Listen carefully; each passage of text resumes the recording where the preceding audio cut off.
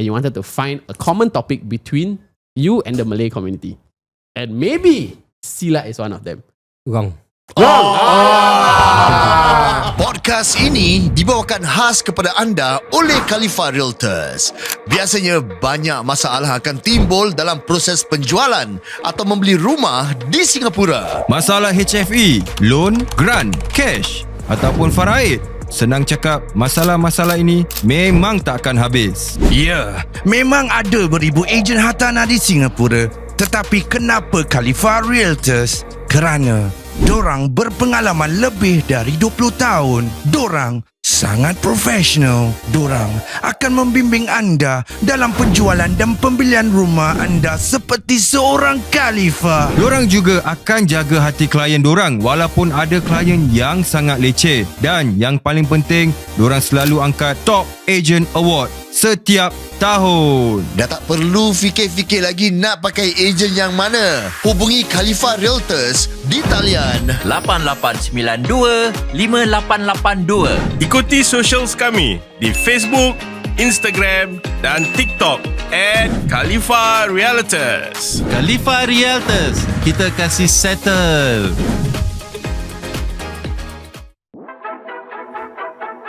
Sorry. Jom ah. KAHTEL 100 on the gas, I try to bro. Takkan silap kata bila go. Flex up on them collars, money shows. Dulu tak ada orang mansion, sekarang semua on attention. We on the road, cari beras. Dapat sesuap pun tak berkeras. Keraskan hatiku, kerjakan mimpi dan lost on my peers like the pain in the past. No, I'm not sorry for knowing my worth. The blood that I've lost for a dream that I earned. It's for what you think, I'ma speak on my mind till the day that I die. It's KAHTEL till it burns. I know I'm different, I'm on my own way. Round my cakap, let's get it, tapi semua swerve. Banyak suka tembak nama, suka buang masa. Apa korang nak percaya? I got some people that's praying, hoping the shit that I'm on takkan last, I'm a servant. Saya nasib pun tak ada orang pasal untuk korang tengok. Sekarang was the word, sekarang kita Podcast paling raw di Spotify berkumandang di konti KAHTEL. Kita ke Bali. Raja Razi, POKBIK in the house, dan juga WYP. Ini bukan WP WYP Powerhouse. I'm trying my best to understand what you're saying. Okay, yes. Ini adalah pertama kali Dio Francis dan juga Raja Razi bergabung. Oh ya? Yeah, this is the first time. Tapi kita akan, okay, by the way, disclaimer for Dio lah. Why? Let's mix lah, Melayu dengan English lah. Of course, Thank bro. you very much. Right. Bro, I can speak English, bro. I can speak English, bro. Yeah, of course lah. People probably know the English. I'm the master of the English. It's okay, just be yourself, bro. Yeah, you just be yourself. yes. Broken English is still English, bro. Yes. But I'll make sure. And I'm the master of Malay, bro. Oh yeah, Oh, yes. insyaAllah. bro. Shake my hands, bro. Asing. Selamat datang ke podcast paling raw. Oh. Kau apa hal? Nama saya POKBIK. Okay, today Syam Rahman is not here because he just came back. No, sorry. We record today is Monday. Okay, but like today's Wednesday. Yeah. Okay, so because he is not back yet, he came back the next day, which is last Tuesday. His birthday boy, yeah. Yeah. So congratulations to him. His birthday, right? His birthday, my brother. Actually, old age also still celebrate birthday. He don't like to celebrate his birthday. Then? But he celebrate with the wife. Okay lah. You must understand this. Yeah. Husband and wife matter, right? Oh, right. We're not going to talk about the husband and wife matter. Of course. We are in the middle of GE2025. There's a lot of things that going around social media. Hey, crazy, bro. Left and right, I don't know whatever Up shit. and down. Yeah. Sometimes Silat. And yeah, talking about Nanti wait lah. Introduce first. talking about Silat, we Okay, wait, before that. Yeah. Okay, do you guys follow rally or not? I've been to 3 rallies so far. You've been to 3 rallies, bro. So do you mind like which rallies, which party you go? I went for one WP rally and 2 PAP rally. WP rally where? Tampines. Oh, crazy bro. Bro, it is mad, bro. Yeah. It is mad. And I don't know whether I should say this. Okay. So I do another show called Just Saying, right? Okay. And back in the show, I have I said that I have always been a PAP supporter. Okay. Because you said on social media. On social media, What yes. crazy shit. Alright. Because I used to I grew up in Toa Payoh and I like Toa Payoh and the system works for me, so on and so forth. Okay. So when I went to the WP rally, I think some people recognized me and they came up to me, a couple came up to me and said, Sorry bro, to cut you. Who don't recognize you, bro? Okay, carry on. Carry on. And then they came up to me and said, "Hey, what are you doing here? Aren't you a PAP doc?" Oh shit. Oh shit, bro. Then? So that I just like, it's good to hear what the opposition has to say. So from then and there, bro, I realized it's damn serious, you know. This, or rather WP supporters are very serious about supporting WP. Okay. And I was quite uncomfortable the whole time there, because like, I was with my best friend Jade Rasif. So a lot of people were looking at us. So I'm like, hey, I think we need to chow, Jade. Like this is not a place for us. Okay. Let's chow. So we went to a PAP rally.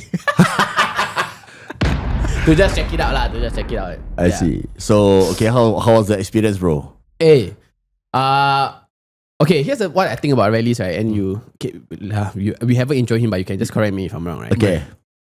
I feel like when I go for PAP rallies, right, they use a lot of fluff words and buzzwords.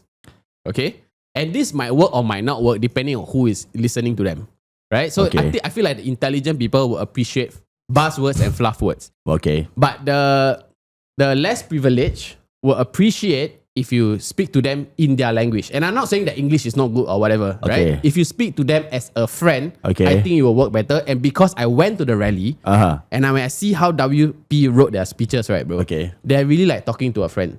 And how they wrote is like, the PAP said they will do this. You all believe or not?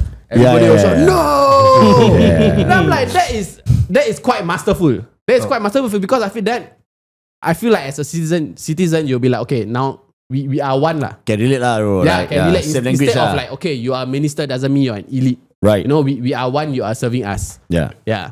So that's what I learned from the WP rally. Okay. By the way, for tonight, our special guest here, Mr. Sumarleki Amjah. I always heard his name back in 2000 and I think 8 years back. 7 to 8 years back. Right. I always heard his name from my connections. And finally I got to meet him here. Right. Yeah, I did open up a business last time. Yeah, with one of my connections. His name is Karul Abbas. Yeah. So Any all of us black, bro? No. Actually, it's all good. Just a professional. Raw, man. Raw. Yes, of course. Yep. Nothing bad, no bad blood or anything. Right. And I heard your name because you are actually part of the investors or something. I don't really know. Okay, but I believe you have a few successful businesses that you're running in Singapore today. Okay. Not really. I do invest. I do invest. So investors don't run businesses. They let the business managers run, or the business owners run. So you're more on investors. Yeah. Okay. Okay. But thank you. We are proud to have you here in on the same table to talk to you. We haven't said his party name. Yeah. But I think okay, I don't want to say this but I think we also need to address about the Silat man Kena label Silat man also, man. This is no good. In this 2025, election are ongoing and all the funny memes are going on. Yeah. So we need to address this. Yeah. Correct, okay. So let me confess something to you, sir. So a few days ago, so we have a sister podcast called What's Your Problem? That one's in English, and I host it with another guy called Syam Rahman lah. Okay. So then we were talking about politics and everything, and I actually made fun of you on the podcast because why, bro? Okay, here was my angle and you just listen. Okay, so for someone who is not politically inclined, now let's say the first time voters, 21-year-olds, right? Who are not very aware of politics and they only get the information from social media. Okay. So the first thing they do is open social media and see who is saying what lah. Right? Okay. And then a video comes up of you doing Silat.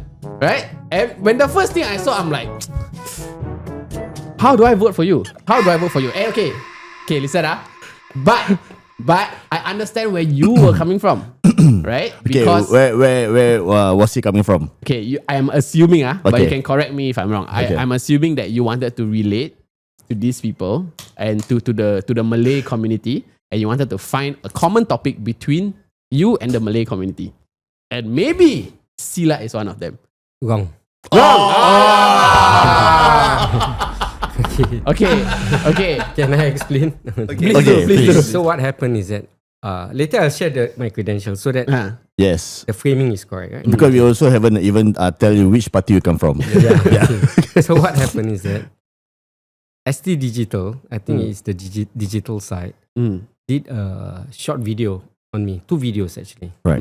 One is on what I like, food and blah blah blah, and the other one is the other one is like what are my hobbies, right? So some people sing and all that. This was prompted by them. So when they told me, they know because of my credentials, they know that I'm the president of the biggest Silat association in Singapore. The president. Okay. That means it's a management role. Right. Right. So they told me, they asked me to perform some moves. I told them no 3 times. Okay. So finally, I relented because they told me that, hey, your colleague Sunny Ismail sang. Okay. I said, really? Did he really sing? Because I thought that was quite like, why? Is that the Strangers in the Night? Yeah, guy? Strangers in the Night. Okay. Right. So I relented. So I did that Silat move. So, but the video from ST Digital was good because it is the full story. Like, it's not just about Silat. I was basically my hobbies, which was diving as well. Right. Yeah, I saw that. And then traveling and all that. And Sop whatever. Tulang. You mentioned Sop Tulang also. Yeah. So that the Sop Tulang and all that is basically relating to the common man. I'm a common man, right? Yeah. So that video was okay. What happened is that probably some other sites, some social media site, they just took the Silat portion and make it into a meme. Yeah, memes. Yeah. That's when, you see, in a mature democracy, this shouldn't even have happened. Yeah. Right? So what happened is that in Singapore, because we are too long confined and conditioned by the narrative of the incumbent, this is the reason why people are just looking for stupid things from the opposition. Actually, if you look at the credentials of the top 3 opposition parties, right? Yeah. Workers' Party has got even better candidates than PAP, in my view. In your view, yes. Yeah. Then PSP, we've got better candidates than the PAP. And SDP is a mix. Right. Yeah. So, let's put our credentials to the test. Put side by side. What do we do and all that? Instead of focusing on the stupid stuff. Yeah. Okay. I honestly think that video also did you very dirty. Because your interview came after the Silat video and the Silat portion, because they used the Silat portion as a hook to the video. Yeah. But I still cannot blame media for doing that because their main objective is to get views. And they knew lah. And if you realize, okay, I don't know what ST is doing. I don't want to say anything about that, right? Okay. But if you realize all the singing, right, all came from ST. All came from ST. So I'm like, after a while, I'm like, okay, actually, this is not the minister's fault. It's the media getting them to do that. So I mean, so it's like the ST director asked them to do it or what? Maybe the journalists say, or maybe the social media team thinks that, okay, we need a hook for the video. Okay. And you cannot blame them, right? Like, it's the game now. It's the social media game now it's where open they game front load the stuff. Yeah. And elections, of course, is a great time to come out with memes. Great time to come out with memes. So I think that's what they were doing. Possible. It's fun to watch, the Silat men do Silat. But anyway, it's not about Silat. It's about how credible this man is. Mr. Sumarleki, by the way, you're from Progress Singapore Party, PSP. Contesting in West Coast and Jurong West. West Coast, Jurong West, GRC. Yes. How confident you are that you will win this election? Okay. 100%. In any competition, right? Yes. If it's a contest, it's always 50-50. Nobody knows. Right. Right. Yeah. So let's see. Come the end of May 3rd and then counting maybe on the 4th. Maybe might drag second recount. Wow. So let's see. Okay. And did you choose West Coast Jersey or did Tan Cheng Bong pick you guys to go run for? No, for the PSP is that we have many more candidates than the constituencies. Okay. That means more candidates than the seats. So internally they have certain criteria to put which candidate to which GRC or SMC. Right. Yeah. So I was chosen to be with the top 3. Dr. Tan Cheng Bok, NCMP Leong Man Wai and Hazel Pua. and myself. Sunny is the Indian candidate Right. for West Coast GRC because West Coast GRC requires an Indian candidate. Okay. Why is that? Like just for It's representation. It's your favorite party's policy, right? Okay. Any GRC. Wait, bro, your vote is not secret, bro. Everybody knows that. Everybody knows that. I mean, he's already been called like that, right? Because I stay to Payo. Okay, fine. So for GRC, it's basically to put representation for minorities. Right. Yeah. So West Coast GRC, West Coast Young West is reserved for an Indian candidate. Right. Okay. I would love to talk about the manifesto of PSP. Whoa, what's that, bro? Quite interesting. One of it, building a fair society. We're gonna go to that later. Living with dignity. Oh, that one also. More pathway to success in education than strengthening democracy and political institution. So let's talk about building a fair society. PSP ensure that the benefits of economic growth are distributed equitably among all Singaporeans. My question is, how do you ensure this? Okay. Equitably, right? The keyword is equitably, right? So, first and foremost, in order for us to build what society do you call that just now? A fair, right? Fair society. An equitable society, right? We must have good jobs. Okay. Right? Families must have enough income to live with dignity. Okay. All right. But if you look around nowadays, we see many of our fellow Singaporeans not having good wages, good jobs, hence facing a lot of stress in managing their higher increasing cost of living. Right. So in one of our key manifesto points is actually the employment of Singaporeans. That means we want to prioritize jobs for Singaporeans first. Okay. Yeah. Which is our country. Right? So can I say, if let's say you win a seat in Parliament, you can promise Singaporeans that there will be a lot of job opportunities in Singapore after you win the seats? No, it's not about a promise. Yeah. What we're saying is that we have jobs in Singapore, right? Some of them, right, may not be given to Singaporeans. Okay. Right? Okay, like for example, I'm from a safety line. There's a safety coordinator, there's safety officer, you have a project manager and ECO, all these appointments. So initially, a lot of Singaporeans become a safety officer. So for the foreigners, they can still take courses from NTUC.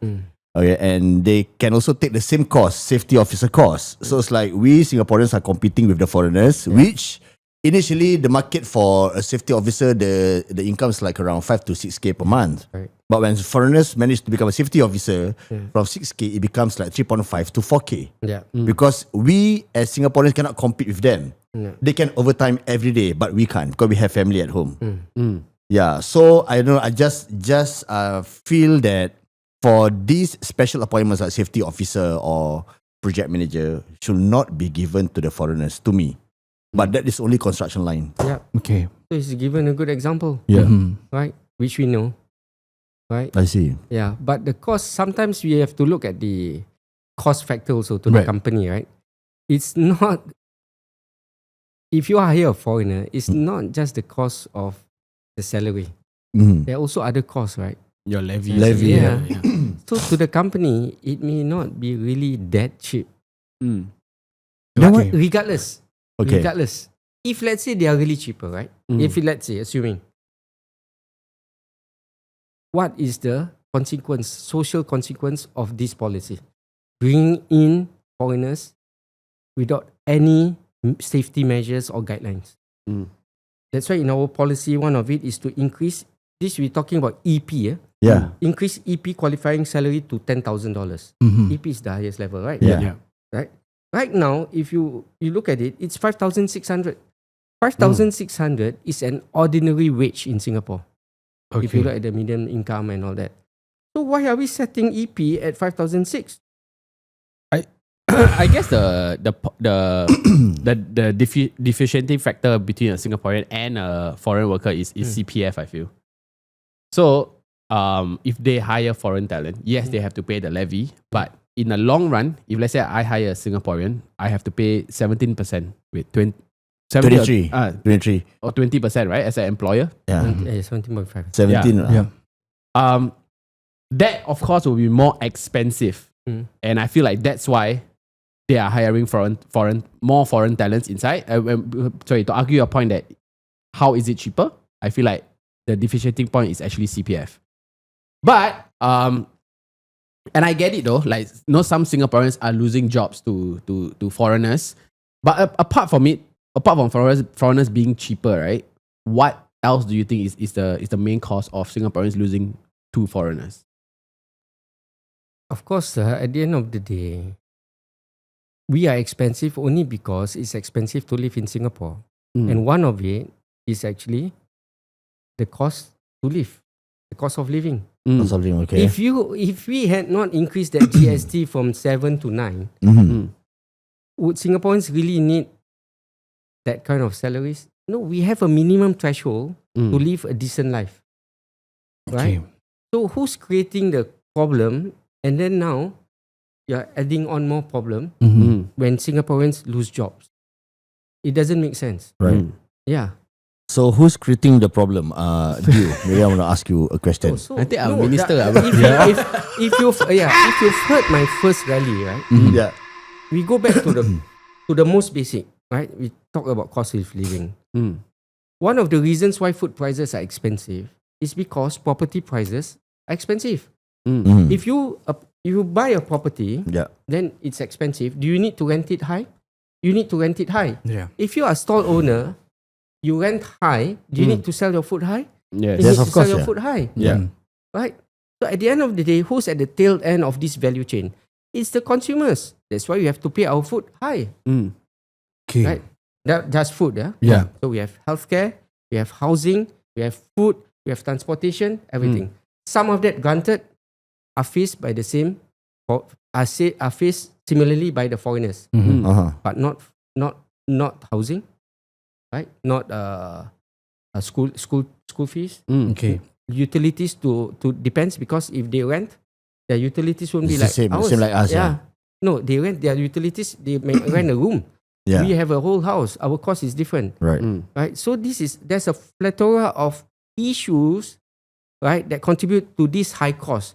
And if you live in a high cost environment, obviously you need a higher income. Yeah. Okay. So as a politician, right?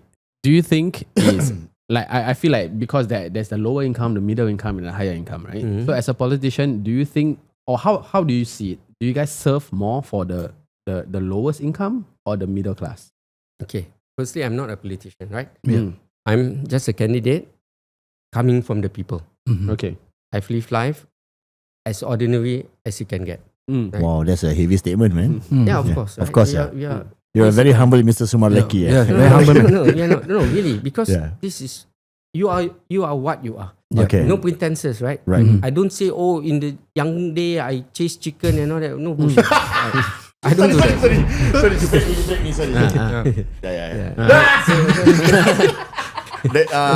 Are you a kampong boy? Of course. You're a kampong boy, yeah? Okay. Of course, where do you think he learned Silat from? That's a pastime. Take it out. Kami sangat sayang kepada semua. Kami bersama dengan teman-teman penaja KHALIFA Realtors, Faizal Hanafi, Abang Malik dan juga Kai berada di dalam studio seperti biasa setiap minggu bersama kami. Semakin akrab setiap minggu, membawa kopi. Dan are we ready for the election? The result. Faizal Hanafi kat mana, Jen? Kita Masling UT bro. Mr. Lawrence Wong. Okay. Tough fight lah. Tough fight Tetap tahulah Okay, masing-masing Abang Malik mana? Clementi. Okay. Oh, Clementi PPP. West Coast. West Coast. Clementi yang dengan Jurong. Okay. Okay. Tak pasti aku. Tak pasti Tetap ambil yang ni lah Kai? Saya kat ni Jurong West, Jurong PSP, Tancing Bok. Oh, tercebok dengan dengan Desmond Lee. Anak buah Tan Cik Bob. Yes. Tapi Macam dulu aku kecil selalu pergi doktor pak dia tahu. Makin klinik orang tinggal West selalu tahu. Dia very famous to kasih orang macam free consultation. he's the doctor. Yes, he was. Tan Cik was Bob. a doctor. Right. Racing kat Amaking, jatuh, jumpa Mr. Tan. Okay, pada kita bersama dengan KHALIFA Realtors. Kalau nak engage their service, boleh hubungi talian 88925882 Ikuti Facebook, Instagram dan juga TikTok mereka @KHALIFA Realtors. Yeah. Okay, so sekarang ni yalah, of course sekarang hari ni hari Rabu. Okay, so tak lama lagi dah nak kena undi lah. Yes. Okay, so bila kita tengah nak masuk undi ni, harga rumah jatuh ke tak? Sama je. Sama je. Sama je. Cuma And last quarter the report came out price increase. Slower increase but still increase. Okay. bagus, tak ada bagus. Bagus soalan itu. Okay, ada soalan daripada Drip Ip. Beliau tanya, actually the price will always increase, right? So it's always better to buy now? Actually, there's no timing to buy later or buy now lah. Actually, whenever you are ready, just go and get your house. Right. Buy now and don't pay later. Itu mistake. Okay, sekarang harga rumah tengah mahal. So when people sell, a higher chance they will have sales proceeds. Dia akan buat ada untung. So what is the how to utilize ataupun how to take advantage of this situation? Maksudnya kalau kita jual mahal, kita pun beli mahal loh. So if let's say kalau I want to sell high but I want to make profit, and after I buy my second house or my another property and I want to nak kena ada duit sikit pegang, macam mana?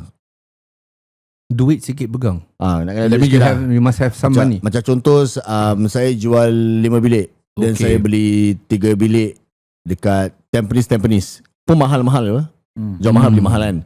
So biasanya kalau nak duit pegang kurang sikit that means Pegang apa? untuk duit kita pegang lepas renovation tu. Pegang duit Okay.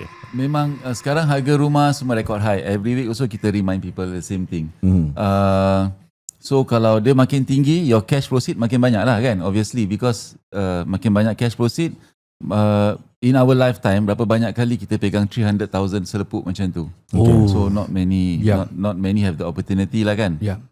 So jual rumah kita akan tengok banyaknya duit aku dalam bank. So you must spend wisely. What you gonna do with the house, and then probably your CPF return about 200,000, 250,000 macam tu. So your next house, you must really be very careful what you gonna buy, how you gonna buy, where you gonna buy, what you gonna do with the money. Okay. So itu if you were to tell me, kalau you ambil HDB loan, straightforward lah, 50% akan masuk balik ke rumah baru. So you are free to buy another house. Mana-mana you nak, because dengan your loan, dengan your 50%, your CPF, you dapat beli rumah 800,000, 900,000, good location, boleh renovate satu rumah kan. Yes, alhamdulillah, masya-Allah. Allahu akbar, rezeki abah. But if let's say as a customer I call you all, I cakap okay, saya punya rumah saya tu saya boleh jual tinggi. Tapi saya tak kisah pindah mana-mana. Saya nak jual, biar jual tinggi, tapi nak beli saya tak kisah harga rendah, tak apa. Yang penting harga rendah. Macam mana kita nak buat? Kita tak ada magic, because prices all move in tandem. So kalau macam satu estate naik, the rest boleh naik. Macam 4 room naik kat estate tu, 5 bilik pun akan naik. Dia tak akan naik macam 4 room harga 450, the 5 room still harga 480. Tak, dia akan naik in tandem. Most will move together. Recently kita ada satu new listing dekat Sengkang Anchorvale Street. So it's the same thing. They are selling. They make quite a healthy profit. So diorang punya next house, diorang very careful. Diorang tak nak rumah besar, diorang nak sama juga 4 room, but they want a older house dekat Hougang around Hougang, sebab nak nearer to parents, and they are very prudent lah. So cuma diorang punya take is they don't want to give back everything to the 50%. So we suggest to them, and kita tengok diorang financial quite healthy, gaji okay, kerja okay. So diorang toying inside the mind nak pakai bank loan. So diorang pakai bank loan lah. Okay. So when dia pakai bank loan tak terlalu banyak. Anyway, kita kalau ambil 200,000-300,000 punya loan, if you are stable your work, you only paying about $1,000 by CPF. Aku cakap banyak. Right. Tak okay. Aku dengar pendawasan siapa ni?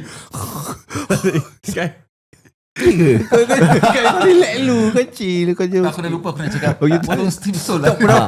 Kalau ambil bank loan installment, kalau macam 200 or 300 over 1,000 of loan. Pernafasan kau kuat selika. Kau jangan nak tidur je. Lifestyle ni. Okay, pasal ni tadi. Abang Malik cakap installment about 1,000 plus itu.